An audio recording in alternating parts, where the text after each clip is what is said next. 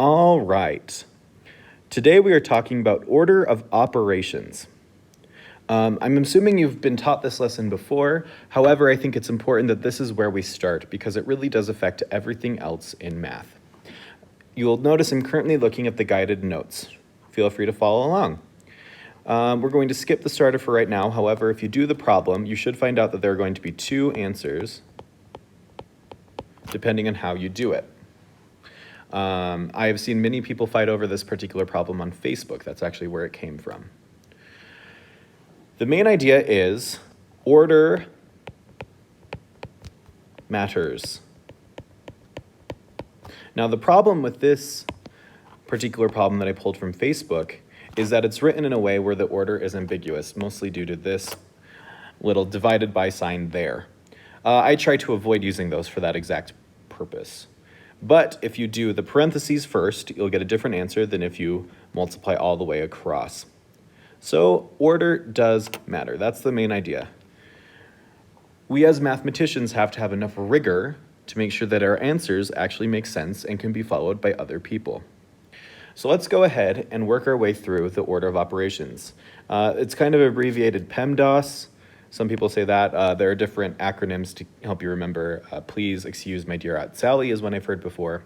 You may know different ones. I just choose to remember it as parentheses, which are brackets, a few different kinds you may see. I'm just drawing some examples out now. Keep in mind, if you've got parentheses, you always work inside, out. Then you have exponents. Those are the thing you do after you do parentheses. Exponents, keep in mind, that's when you have a number with a little floating number above it. The number down here is called the base, and the number in the air is the exponent. And exponents mean you multiply the base as many times as the exponent. So for example, if we had 2 to the 5th, that would be the same thing as writing 2 times 2 times 2 times 2 times 2. We have 5 2s because of the 5 in the air. We have those because it's a pain to write 2 times 2 times 2 times 2 times 2 every single time. The next two letters of PEMDAS stand for multiplication and division. Now, even though the two letters are after each other, multiplication, I'm going to write mult because I'm a cool teen, and division, similarly, I'm just going to write div because I'm a cool teen, are done at the same step. So even though they're after each other, I want you to think of this as the same step.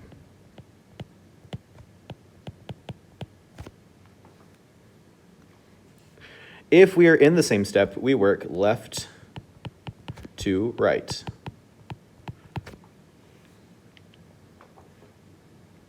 Now the last two orders of operation are going to be addition, adding,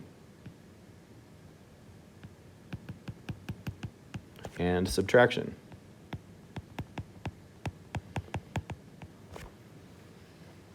Making sure that we get everything right. Okay. Similarly to multiplication and division, these two are really the same step as well.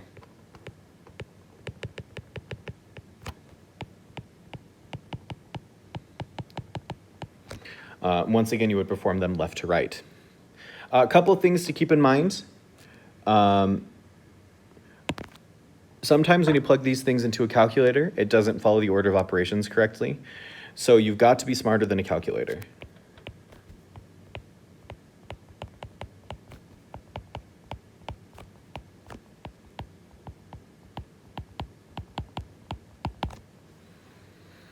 Don't just necessarily type it in and hope you get the right answer, because sometimes you will not, especially if you're using a phone calculator. Those tend to be the worst ones, okay?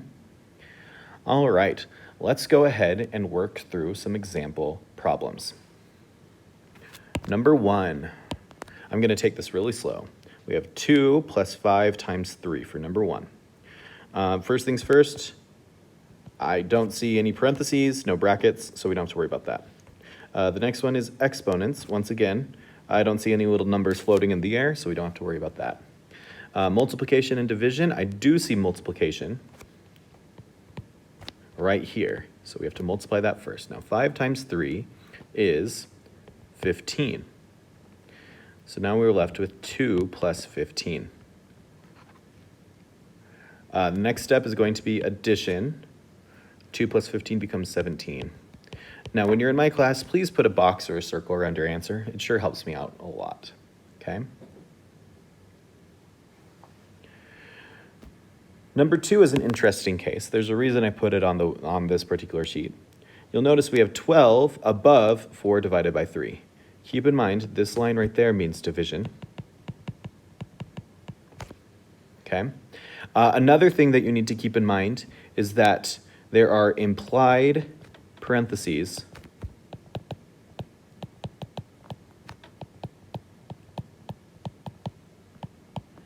when you have things above each other or below each other. You have to resolve the top or the bottom before you can do that division. So in this particular case, we have 4 minus 3. 4 minus 3 is 1. So this is really the same thing as 12 minus 4 minus 3, which is 1. 12 divided by 1 is going to be 12.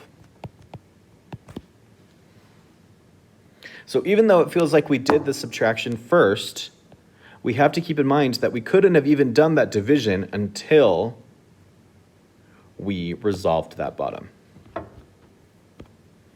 Let's go ahead into the next one. We have 5 to the 3rd power over 2 to the 6th power. So, once again, let's just work our way through it. Parentheses. We don't have any parentheses. Done. Exponents. We have 2 sets of exponents. We have to do that before we can do anything else. 5 to the 3rd power, if you need a calculator to figure that out, that's fine. I happen to know that it's 125 minus 2 to the 6th power, that's going to be 64. Let's keep going. Multiplication, division. We don't have anything like that. Now we're just down to an addition subtraction problem. 125 minus 64, that's going to be, I believe that's going to be 61. Feel free to double check me with the calculator, but I'm pretty sure that's correct. All right, let's go ahead and do our last problem. I'll do it in orange. And this one's kind of the most complicated, okay?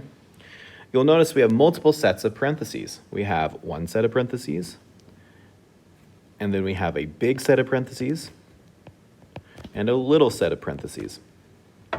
Keep in mind, when we're doing parentheses, we always work inside out. So in this particular case, we have a set of parentheses inside of the other parentheses, so we have to do that first. So 12 minus 17, that's going to become -5. So I'm just going to take a second and rewrite the whole problem. 3, 2 minus 10, plus, parentheses, 8 plus 3 minus -5. The -5 came from 12 minus 17. We have another set of parentheses over here that's not attached to the other ones. So let's go ahead and resolve that one too. 2 minus 10, that's going to become -8. So we have 3, -8, plus, parentheses, 8 plus 3 minus -5.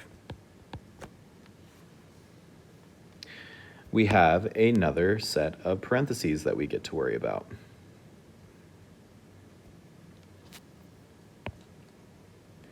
Eight plus 3 minus -5. Keep in mind what happens when you subtract by a negative. That's going to become the same thing as adding. So that's going to become 16. 8 plus 3 is 11. 11 plus 5, 16. You'll notice I left the parentheses around in this particular case.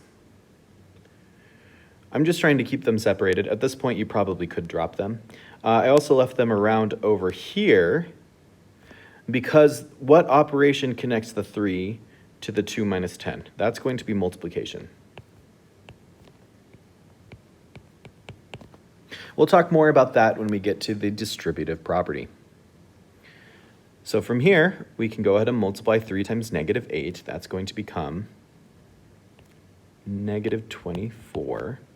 I went down to look to our third step of order of operations, giving us negative 24 plus 16. That will become negative 8 for our answer.